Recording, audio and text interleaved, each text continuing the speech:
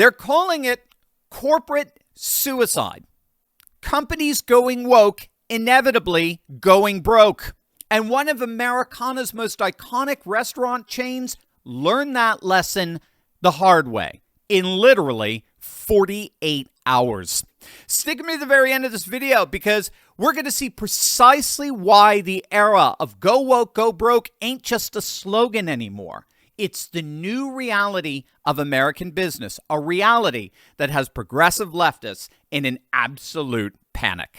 Hey gang, it's me, Dr. Steve, your Patriot Professor, here to help you make sense of the madness as the far left desperately tries to stop the unstoppable rise of a new conservative age that you're making possible every single day. So if you want a front row seat on how you are changing the world in ways you never even imagined, make sure to smack that bell and subscribe button. One programming note, I will be on the Tim Pool Show tonight, Tim Pool IRL at 8 p.m. Eastern, so make sure to tune into that. I'm very, very excited for that.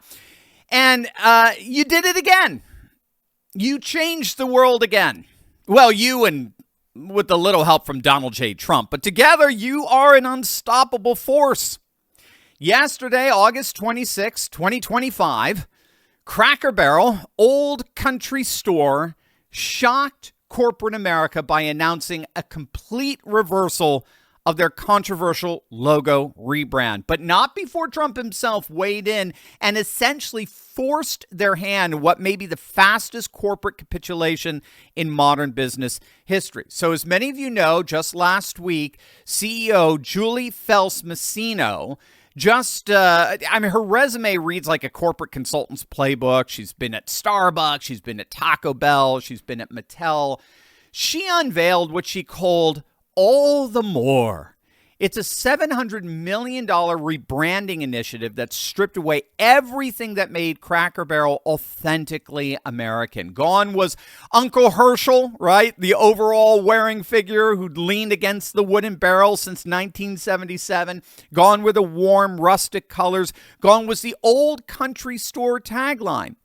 And in their place, a sterile, minimalist logo featuring nothing but text in a corporate font against a lifeless gold shield. Now, if you don't know, the restaurant's name originates from a time in the 19th century when people would socialize around a barrel full of crackers in a country store.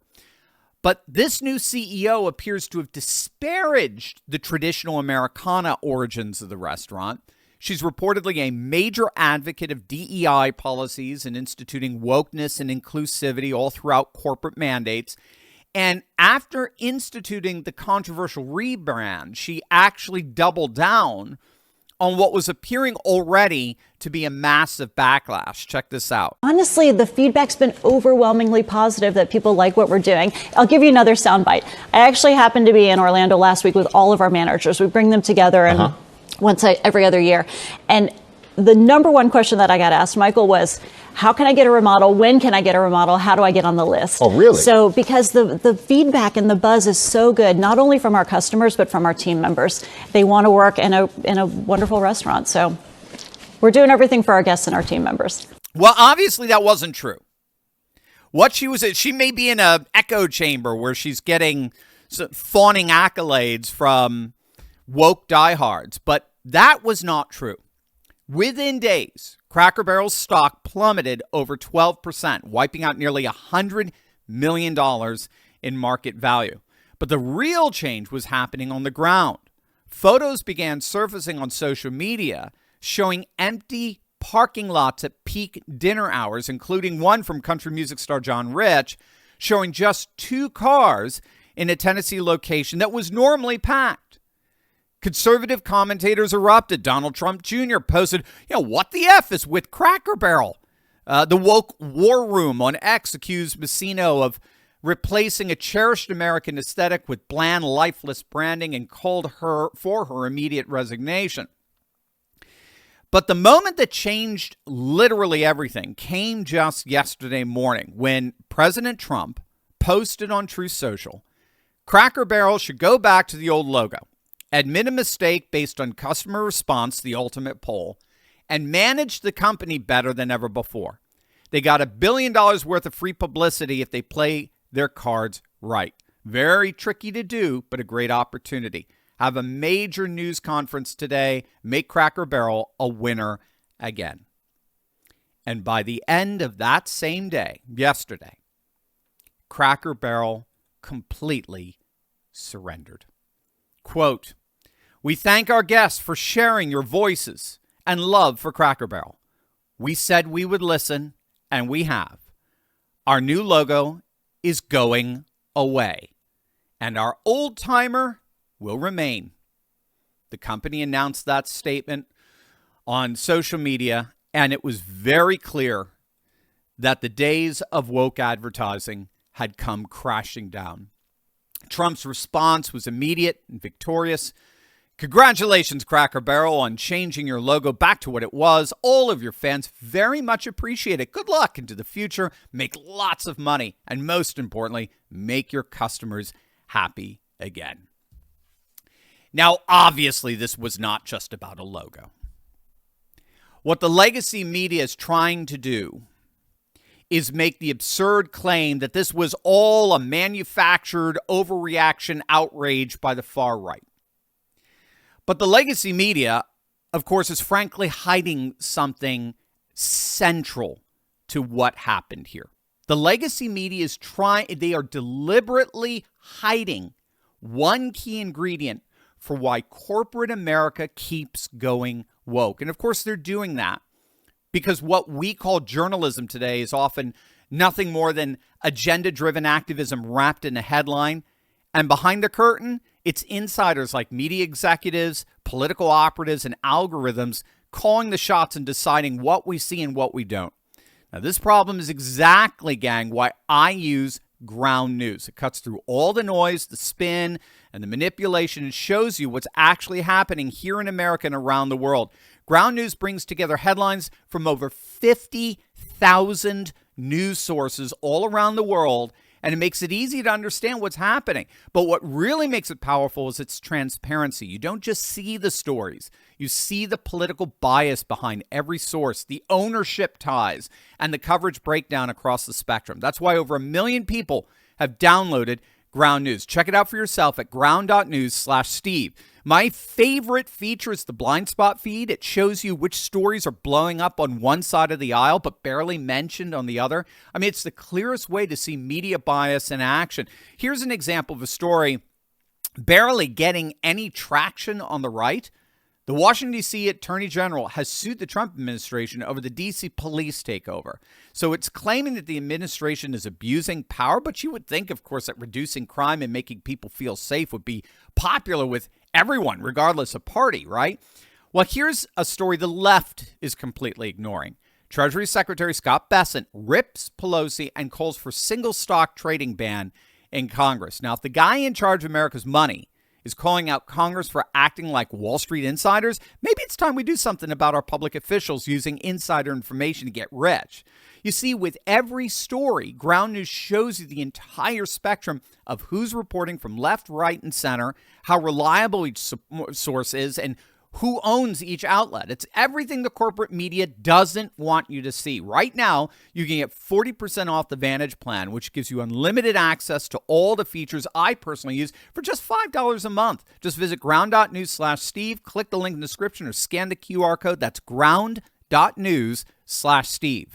What the legacy media is deliberately hiding from you is what historian Larry Schweikert is calling the triumph of HR in corporate America, meaning that all of these woke rebrands involve a very real, very observable alliance between marketing ad agencies and HR departments in big corporations. So what we see in the 1990s is the growth of two departments in corporations, marketing and HR. Marketing because the go-to for increasing market share, corporations just found it was cheaper to invest in new ad campaigns than in new and improved products. Just again, very similar to what we've been seeing with Bud Light and now most recently with Cracker Barrel. But at the same time, again, this is going back to the 1990s, you saw a boom in HR. And that came as a result of government intervention in enforcing affirmative action, racial quotas, and gender quotas in corporate America. And eventually these two worlds, the marketing world and the HR world, sort of merge. And it's largely because of their shared culture. They were both very liberal. Marketing was liberal because of the marketing majors in the universities, and HR was liberal, needless to say, because of government bureaucrats. And so now wokeness basically continues to live, breathe, and have its being in HR-driven corporate advertising. So that's where you get Bud Light. That's where you get Disney. That's where you get Target. That's where you get the whole NFL's nonsense of end racism campaign. And that's where you get, as of now, Cracker Barrel. It's all part of the very structure of modern corporate America, where two divisions that are inherently very woke merge together to impose that wokeness all throughout corporate America. And what that's doing, unfortunately for the progressive left, is it's provoking a mass backlash known as consumer politics, where more and more people are in effect voting with their wallets. And as more consumers see corporate America diverging from their values, they are increasingly and intentionally not buying from some stores and intentionally buying from others that at the very least don't offend their values. So you've got boycotts on the one hand, and you got boycotts operative on the other. They boycott companies that offend their values, and they intentionally buy from and support companies that defend and honor their values. And Cracker Barrel learned the hard way that we are now in an era of consumer politics. President Trump knows that better than anyone. He helped institute it. He helped with the founding of Truth Social. He helped found the parallel economy, which is literally driven by consumer politics. He's fully aware that more and more people are voting with their wallets.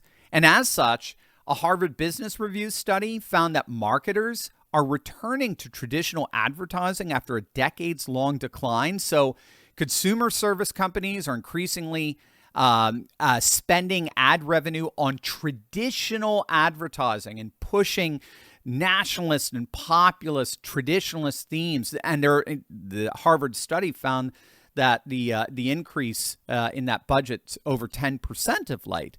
And it's because what they call aspirational advertising sells products.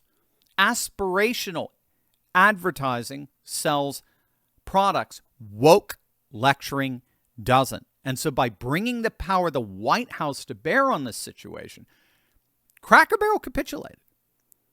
And it looks like they're pushing back against the entire power of HR ad marketing, as is corporate America as a whole. You see, this is not simply a matter of just firing one executive and replacing her with another. Corporate culture is going to have to adjust to the new era of consumer politics. Bud Light certainly, again, has learned that lesson, once again, the hard way. Disney is learning that lesson. Target is learning that lesson. They are all clearly recognizing that the era of DEI, woke HR, and marketing firms is over. Consumer politics has dawned. And with it, a corporate culture that's increasingly beginning to celebrate America rather than denigrate it has arrived.